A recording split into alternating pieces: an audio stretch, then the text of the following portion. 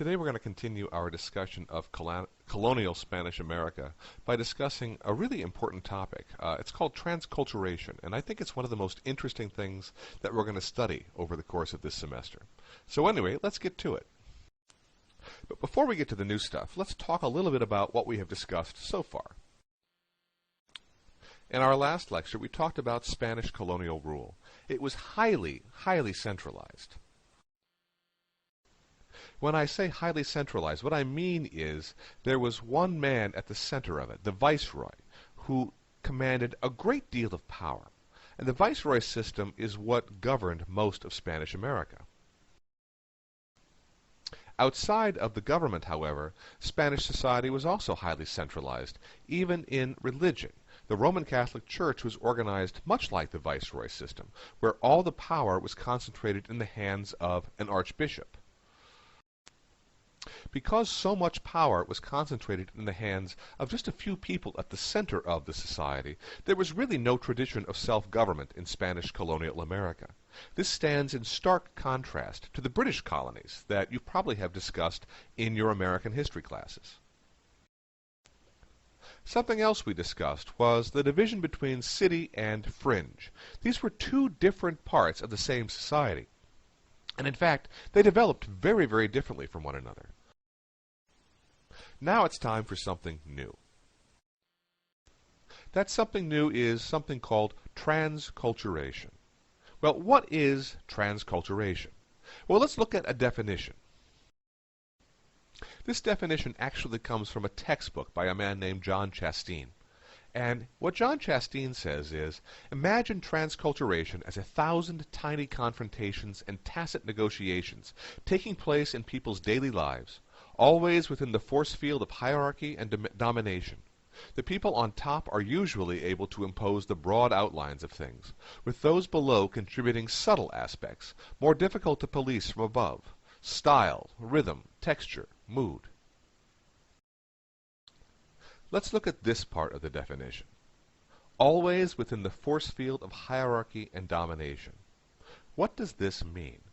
Well, words like hierarchy and domination imply power. In other words, transculturation is not an even exchange of cultural ideas. One side in this transaction is more powerful than the other. That's something we need to keep in mind when we're looking for examples of transculturation in society.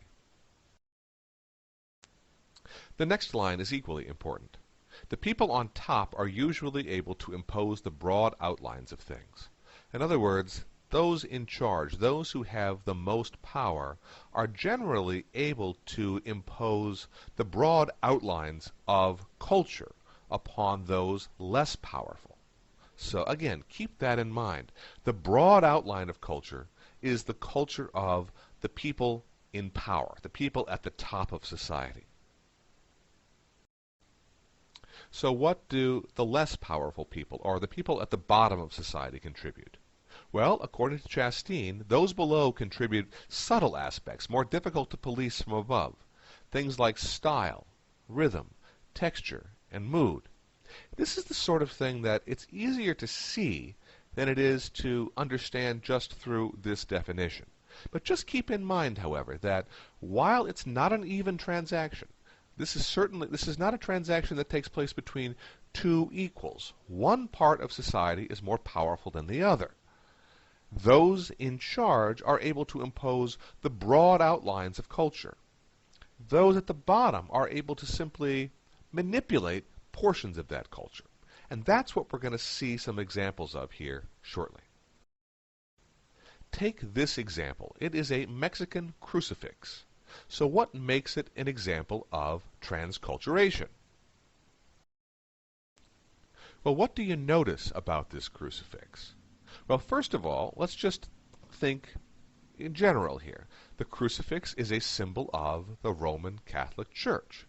The Roman Catholic Church was the religion of the Spanish conquerors. And so remember that in transculturation, one side is more powerful than the other. One side is able to impose the broad outlines of culture on society. That would be the example here. The crucifix is a symbol of the Roman Catholic Church. The Roman Catholic Church is the religion of the Spanish. The Spanish conquer the indigenous and African slaves. And so therefore they are able to impose upon these peoples their religion, the Roman Catholic religion. But let's look a little bit more closely at this crucifix, because it's not a typical European crucifix. For one thing, probably the next thing you notice is how covered in blood this crucifix is. This crucifix is as though a real man was crucified, was hung upon a cross. There is blood all over this man's body. Moreover, his body truly appears to be broken. It's very highly realistic.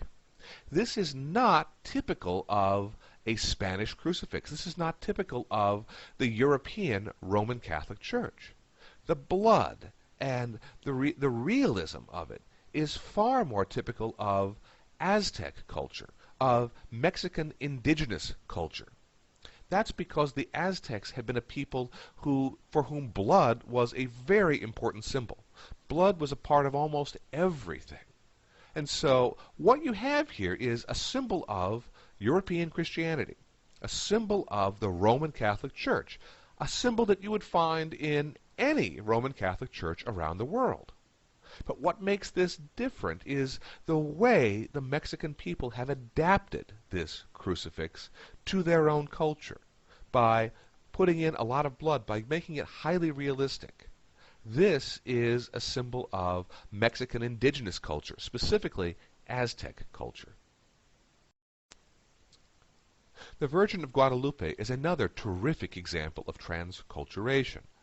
The Virgin of Guadalupe was the supposed appearance of the Virgin Mary to a Mexican peasant in the 1500s.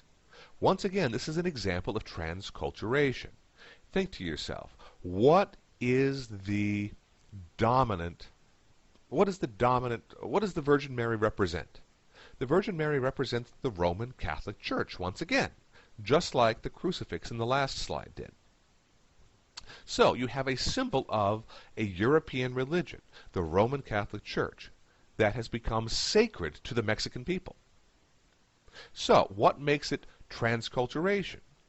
Well, the Mexican people have taken the Virgin of Guadalupe, they have taken the Virgin Mary, a symbol of Roman Catholicism, and they have tweaked her just a little bit. If you'll notice in this picture, her skin is slightly more brown. She is wearing peasant clothing. She is appearing in a desert landscape. And again, let's not forget the fact that she is appearing to a Mexican peasant. She is appearing to an indigenous person. That makes her an example of transculturation. Here you can see this picture a little bit more closely. And again, you can see the darker skin color, you can see her clothing, you can see the landscape, you can see the man to whom she is appearing. All of these, again, let's just keep in mind, the basic outline here is European. It's Roman Catholicism. It's the Virgin Mary. But what the Mexican people, especially the indigenous people, have done is they have tweaked her in a way to make her look more like them. That is an example of transculturation. Christ of the Cacao is another great example of transculturation. Christ of the Cacao is a statue that sits in one of the main churches in Mexico City. And the Christ of the Cacao, as you can see here, is again a beaten down and very tired figure. I'm not sure I see any blood in this case, but what you do see is a cacao branch sticking out of his hand.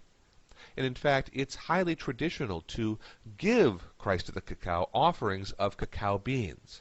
Cacao beans are the beans that we use to make chocolate. These are beans that are native to Mexico and to the New World. And so, once again, we have a great example of transculturation. Christ is, of course, the symbol of the Christian church. Again, he is a symbol of Western Christianity, well, all Christianity actually. But what the people of Mexico have done here is they have tweaked him as well, and instead of giving him offerings of frankincense, gold, and myrrh, what they're giving him is what was highly valued in Latin America at this time, and that was the cacao bean. And so again, here is an example of transculturation. The broad outline is Spanish, is European, it's Christian. But in subtle ways, that Christian symbol has been made more Mexican.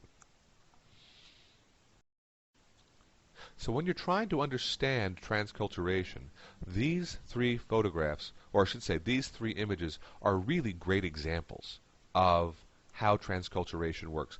But they're not the only ones, and I'd like us to start trying to look out for examples of transculturation in both our society and around our community. So once again, I'm just going to leave you with this definition. Transculturation is 1,000 tiny confrontations and tacit negotiations that take place in people's daily lives, always within the force field of hierarchy and domination. The people on top are usually able to impose the broad outlines of things, with those below contributing subtle aspects more difficult to police from above: style, rhythm, texture, and mood. Now, on an exam or in class discussion, I don't want you to just spit back this definition to me. I would like you to truly understand it. So work on putting this definition into your own words so that we can truly understand exactly what the author is saying here.